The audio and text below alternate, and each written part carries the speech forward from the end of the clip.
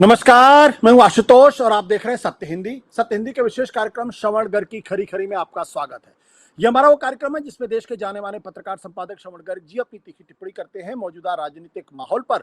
और उनकी तीखी टिप्पणियों से ना तो सत्ता पक्ष बचता है ना ही विपक्ष, और दोनों ही तिलमिला के रह जाते हैं। आज फिर मुखातिब होंगे श्रवण जी से और जानेंगे कि दरअसल खाड़ी के युद्ध में, या जो युद्ध इस वक्त ईरान और अमेरिका के बीच में हो रहा है, उसमें भारत और पाकिस्तान की भूमिका को कैसे और किस नजर से देखा जाना चाहिए। लेकिन उसके पहले एक छोटी सी अपील। सत्य हिंदी एक कोशिश है ईमानदार, निडर और निर्भीक पत्रकारिता की। हम अपने लाखों दर्शकों के शुक्रगुजार हैं जो लाखों की संख्या में हमारे कार्यक्रमों को देखते हैं और हमारी हौसला अफजाई करते हैं। उनसे एक और छोटी सी गुजारिश करना चाहते हैं कि आप न केवल हमारे कार्यक्रम देखें, बल्कि संभव हो सके तो बड़ी संख्या में सत्य हिंदी के सदस्य बने, सत्य हिंदी की मेंबरशिप ड्राइव से जुड़े। और अब श्रवण जी से उनकी राय। सवाल क्या उठा पिछले दिनों? भारत की विदेश नीति पर गहरे सवाल खड़े हुए। भारत ने क्यों अपने पुराने दोस्त ईरान को छोड़ के इजराइल और अमेरिका के साथ जाना मंजूर किया, जिसको लेकर भारत की तीखी आलोचना हुई, मोदी सरकार की तीखी आलोचना हुई। लेकिन इसके साथ साथ एक और घटना हुई जिसने भारत की पूरी विदेश नीति, भारत के पूरे राजनय को कटघरे में खड़ा कर दिया। और वो ये है कि आज की तारीख में दुनिया के सबसे बड़े संकट पर पाकिस्तान एक मीडिएटर की भूमिका में उभरता हुआ दिखाई पड़ रहा है, जबकि भारत इसमें कहीं नहीं नजर आता है। जिस पाकिस्तान को भारत एक आतंकवादी देश के तौर पर पेश करता है, जिसके बारे में वो कहता है कि दरअसल पाकिस्तान भारत के अंदर आतंकवाद को प्रश्रय देता है, जो आतंकवाद की पनाहगाह है, वो अगर शांति दूत बनकर एक शांति वार्ता करवा रहा है, युद्ध को खत्म करने की कोशिश कर रहा है, तो ये मोदी सरकार के लिए कितना बड़ा झटका है या कितना बड़ा एम्बैरेसमेंट है। जानेंगे श्रवण जी से। सर जी, देखिए, दोनों भारत और पाकिस्तान के बीच में कोई तुलना तो की नहीं जा सकती। भारत एक, आप कहें कि डेमोक्रेसी तो है, प्रजातंत्र तो है। पश्चिमी आंखों से अगर देखें तो वो लोग इलेक्टोरल ऑटोक्रेसी मानते हैं, फिर भी डेमोक्रेसी है। और पाकिस्तान एक इस्लामिक मिलिट्री डिक्टेटरशिप है। हम लोग 140 करोड़ से ज्यादा के नागरिक हैं हमारे यहाँ। पाकिस्तान में 25 करोड़ के करीब नागरिक हैं। दोनों मुल्कों के बीच में कोई तुलना तो करना भी नहीं चाहिए कि भारत और पाकिस्तान के बीच में। और ये तुलना करने का जो पूरा मामला शुरू हुआ है, ये ऑपरेशन सिंदूर के बाद से शुरू हुआ है।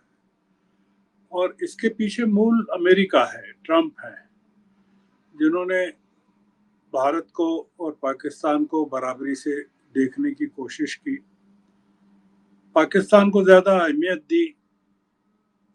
हमने देखा वाशिंगटन में मुनीर को के साथ लंच किया, तमाम चीजें उन्होंने की। हम लोगों की गलती जो है वो भी अपनी जगह है इस पूरे मामले में, जिसने ऑपरेशन सिंदूर के बाद हमें एक और गलती करने का मौका दिया, जिससे कि पाकिस्तान हम पर हावी हो गया, जिसको लेकर हम चर्चा कर रहे हैं। और ये ऑपरेशन सिंदूर के बहुत ज्यादा दूर नहीं हुआ। इतना ऑपरेशन सिंदूर मई में खत्म हुआ और ये पूरा का पूरा सिलसिला हम देख रहे हैं 28 फरवरी से शुरू हुआ। पर इस बीच में ईरान को लेकर, अमेरिका को लेकर, इजराइल को लेकर तनाव चलता रहा। आपका जो सवाल है, मूल सवाल जो है, अब उस पर जवाब इसके बावजूद देना पड़ेगा कि दोनों देशों के बीच में कोई तुलना नहीं है और हमको करना भी नहीं चाहिए। तो जैसा मैंने कहा कि एक मामला डेमोक्रेसी का और दूसरा डिक्टेटरशिप का है, पर फिर भी ये उपजा है अभी मध्यस्थता करने को लेकर। जो नाम आया, पाकिस्तान कर रहा है मध्यस्थता जी। उस पर जो हमारे फॉरेन मिनिस्टर ने प्रतिक्रिया दी कि भारत दलाली नहीं करता है, दलाल नहीं है, ये कहा कि पाकिस्तान ये काम 1981 से कर रहा है, हम उसमें नहीं जा रहे हैं। पाकिस्तान has gained मतलब पाकिस्तान ने कुछ गेन किया है, ये सही है। और भारत ने जो गेन किया है या नहीं किया है, उसके मुकाबले ज्यादा गेन किया है पाकिस्तान ने। कई कारण हैं उसके। हम पाकिस्तान की असफलता को इससे बाद में देखेंगे कि ये जो मीडिएशन है, मध्यस्थता है, ये सफल होती है कि नहीं, क्योंकि नहीं होगी, जो कि दिख रहा है। जिस तरह की शर्तें ट्रंप ने दी हैं, ईरान ने नामंजूर की है। और जो सबसे बड़ी बात हुई है कि जब पाकिस्तान को मध्यस्थ बनाया गया, तब अमेरिका जिस जगह था ताकत के तौर पे, आज नहीं है। मतलब पाकिस्तान जिस समय खड़ा हुआ अमेरिका के साथ, आज नहीं है। और भारत ने जिस समय नाराजगी मोल ली अमेरिका से, उस समय के बाद से अमेरिका काफी कमजोर हो गया है। ये भी एक बात है। पर पाकिस्तान ने एक मामले में गेन किया है, और वो जबरदस्त मामला है। वो ये है कि जब ईरान पर हमला हुआ 28 फरवरी को, तो पाकिस्तान ने खुले तरीके से उस हमले की भर्त्सना की, निंदा की पाकिस्तान ने, और उसको ईरान की संप्रभुता पर का उल्लंघन घोषित किया पाकिस्तान ने। और रीजनल स्टेबिलिटी को काफी उससे नुकसान पहुंचा है, ऐसा बताया पाकिस्तान ने खुले तौर पर। हमने देखा कि हमने भारत की सरकार ने कोई भर्त्सना नहीं की, कोई आलोचना नहीं की। जैसे ही ये हमला हुआ, पाकिस्तान के कई स्थानों पर जबरदस्त प्रदर्शन हुए अमेरिका के खिलाफ, इजराइल के खिलाफ, कराची में खास करके। भारत में न तो हमने कंडेम किया, न इस तरह के कोई प्रदर्शन होने दिए या हुए। जो हुए थोड़े बहुत, वो हमने देखा कि कुछ शिया डोमिनेटेड इलाके उत्तर प्रदेश के, जिसमें लखनऊ भी है, और हमने बड़ा डिमॉन्स्ट्रेशन देखा श्रीनगर में, कश्मीर में देखा जी। और उसके खिलाफ भी सरकार ने काफी कार्रवाई की। जो हुकूमत, तो जो लेफ्टिनेंट गवर्नर की जो हुकूमत है, जो देखती है पूरा का पूरा मामला, हालांकि वहाँ उमर अब्दुल्ला हैं, पर जो लॉ एंड ऑर्डर है उसको उनके पास नहीं है। अब इसमें जो जो गेन आपको लग रहा है आशुतोष जी, या दिख रहा है कि जो गेन है वो टेम्पररी भी है, और पर कई तरह से उसकी कोई कीमत नहीं है। वो इस तरह से है कि पाकिस्तान में केवल हुकूमत प्रो यूएस है,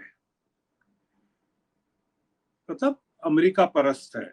वहाँ के जो डिक्टेटर हैं, मिलिट्री डिक्टेटर मुनीर हैं या शहबाज शरीफ हैं, और जो जनता है वो पूरी तरह अमेरिका के खिलाफ है वहाँ की। ये स्थिति भारत में नहीं है। दूसरा ये कि वहाँ के शासकों को अमेरिका की मदद चाहिए, कई कारणों से चाहिए। भारत के साथ बराबरी करने को लेकर भी चाहिए, और जो तालिबान के साथ उनकी लड़ाई चल रही है अफगानिस्तान में, उसको लेकर भी चाहिए।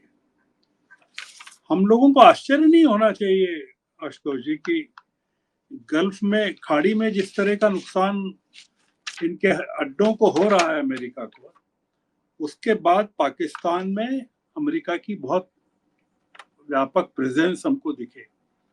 मिलिट्री प्रेजेंस, अड्डों के रूप में प्रेजेंस, नेवी के इलाकों में, समुद्र के इलाकों में प्रेजेंस दिखे।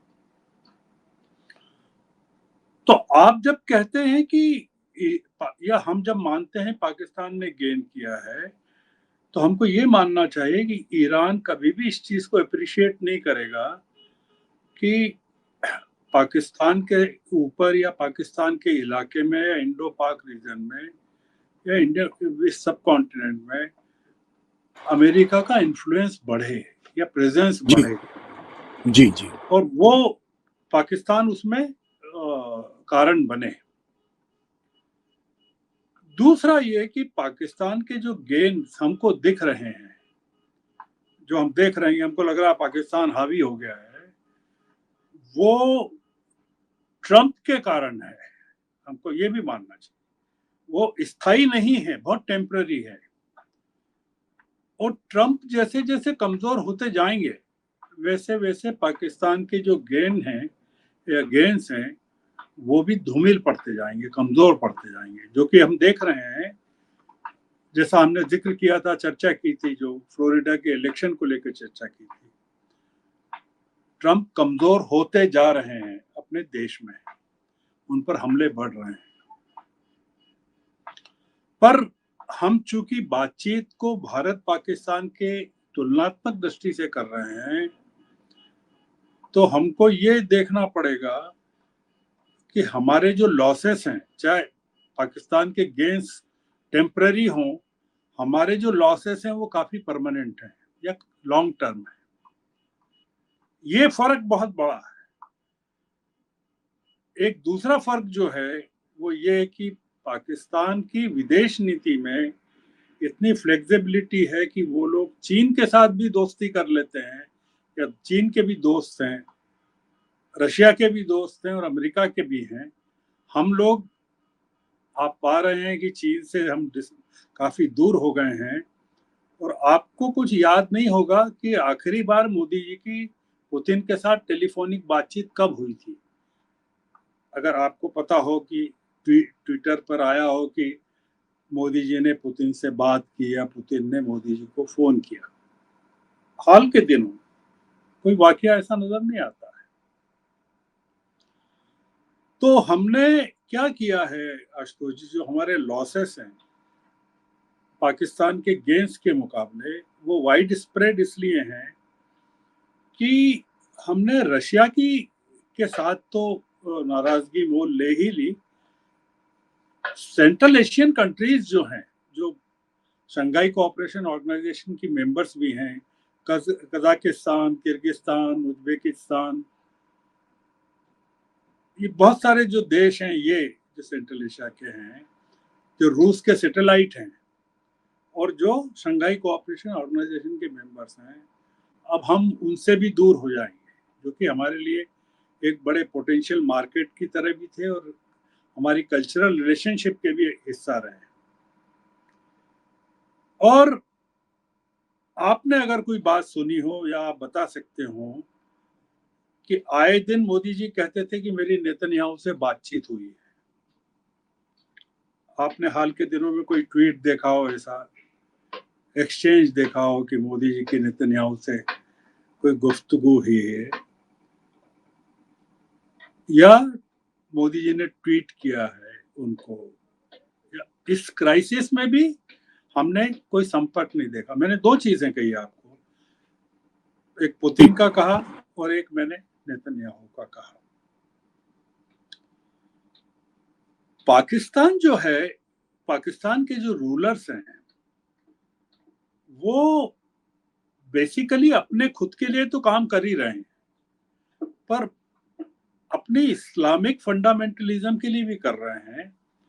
और गल्फ के जो मुस्लिम कंट्रीज हैं उनके साथ भी उनके बहुत गहरे ताल्लुक अभी और ज्यादा हो गए हैं इस पूरी क्राइसिस में। पर आप क्या कह सकते हैं कि हमारे जो शासनाध्यक्ष हैं, मोदी जी हैं, उनके गल्फ कोऑपरेशन काउंसिल अगर कहें, हम मुस्लिम देश कहें, पड़ोसी देश कहें, मतलब जैसे कोई इमर्ज हुआ है इसमें, तो दो कंट्रीज हुए हैं इमर्ज हमारे आसपास के देशों में। एक तो श्रीलंका हुआ है और एक पाकिस्तान हुआ है। हमने अपनी बातचीत में श्रीलंका को तरजीह नहीं दी कि श्रीलंका कैसे इमर्ज हुआ ईरान के पूरे फ्रेमवर्क में, और पाकिस्तान कैसे इमर्ज हुआ अमेरिका के फ्रेमवर्क में। और हम कहाँ नहीं हैं, कहीं नहीं है क्यों नहीं है? क्योंकि हमने अपना पूरा का पूरा जो फॉरेन पॉलिसी का जो एपरेटस है, पूरी फॉरेन पॉलिसी को है, वो इजराइल के साथ पूरी तरह नत्थी कर दिया। अब हम उन कांडों में नहीं जाना चाहते जो जिनके बारे में स्पेकुलेशन है कि हम इजराइल को लेकर इतने ऑब्सेस्ड क्यों हो गए, या इजराइल को हमने सब कुछ क्यों सौंप दिया। अब मैं 1-2 मिनट में जो आखिरी 2-1 बातें हैं वो कहना चाहता हूँ जी कि जो मुस्लिम्स हैं भारत के, उन्होंने ये अप्रिशिएट नहीं किया है कि हम इजराइल के साथ जाएं या अमेरिका के साथ जाएं। तो Muslims in India and Muslims in Pakistan, they have a common threat against America and Israel. हमारे यहाँ का आम आदमी भी इजराइल को लेकर कोई उतना भावुक नहीं होता है जितने कि हमारे बीजेपी के भक्त होते हैं। तो ये जो हुआ है कि जो हमारे यहाँ जो आप जितने भी करोड़ 14% या जितने भी 20 करोड़ के करीब मुस्लिम पॉपुलेशन मान लें, 17 से 20 करोड़ के करीब, वो इस पूरी ईरान की क्राइसिस में हमारा लिए लॉस है। हमारा, जैसे आप गेन और लॉस की बात कर रहे हैं, तो we have further loss their confidence. ये है, मतलब फर्दर शब्द का इस्तेमाल मैं कर रहा हूँ कि उसका फर्क और ज्यादा पड़ गया है ईरान की क्राइसिस में। तो हम इस चीज से खुश हो सकते हैं, भारत इसको अपना गेन मान सकता है। अगर जयशंकर जी की भाषा का अगर कहें कि हम दलाल नहीं, मतलब ये कि हमने बहुत बुद्धिमानी का काम किया, जो जिसको हम स्ट्रेटेजिक साइलेंस भी कई बार कहते हैं, कि हम इस पूरी क्राइसिस में हमारी भूमिका ये रही। तो इसका मतलब है कि हमने फोर्स ही कर लिया था कि ट्रंप कमजोर होंगे, ये मान के चल सकते हैं। इसलिए हमने ट्रंप से भी पंगा लिया। मतलब जब हम पाकिस्तान को दलाल कहते हैं, तो इसका मतलब ही यह है कि हम अमेरिका को भी कंडेम कर रहे हैं कि वो अमेरिका का दलाल है। तो ये जो पूरा इस तरह का जो पूरा वाकया हुआ है, वो हमारे लिए लॉन्ग टर्म में आशुतोष जी थोड़ा सा लंबे नुकसान का मामला है। और चूंकि पॉपुलेशन ज्यादा है, डेमोक्रेसी है, विशाल देश है, तो उसको हम बहुत शिद्दत के साथ महसूस भी करेंगे उस नुकसान को। और जो इंटरनल क्राइसिस है वो अपनी जगह है, चुनाव जो है अपनी जगह है। तो ये कुल मिलाकर जो असर है हमारी पूरी पॉलिटी पर या पूरी बॉडी लैंग्वेज पर हमारे सत्तारूढ़ दल की, वो पाकिस्तान से ज्यादा नुकसानदेह है। उस टर्म में अगर आप गिनना चाहें तो पाकिस्तान ने गेन किया है, पर मैंने जैसा कहा है उसके गेन कोई बहुत ज्यादा परमानेंट नहीं है। मतलब ट्रंप के साथ कमजोर भी होंगे, अमेरिका के साथ कभी रिश्ते बहुत अच्छे रहे नहीं। इमरान खान जेल में अगर हैं पाकिस्तान की, तो अमेरिका के कारण है, पुरानी पिछली रिजीम के कारण है। तो जो रिजीम चेंज हुआ है पाकिस्तान में, वो भी अमेरिका के कारण हुआ है। तो बहुत सारी चीजें हैं। तो हम बिना किसी कंक्लूजन आप चाहें तो खुद कर सकते हैं कि हमने क्या कहा। पर मैंने एक पिक्चर, जो ब्रॉड पिक्चर है, वो थोड़ा सा रखने की कोशिश की कि हमारे गेन्स क्या हैं और हमारे लॉसेस क्या हैं, टोटलिटी में भी और पाकिस्तान के संदर्भ में भी। तो हम अपनी बातचीत को इसी नोट पर खत्म करते हैं। जी thank you sir, thank you.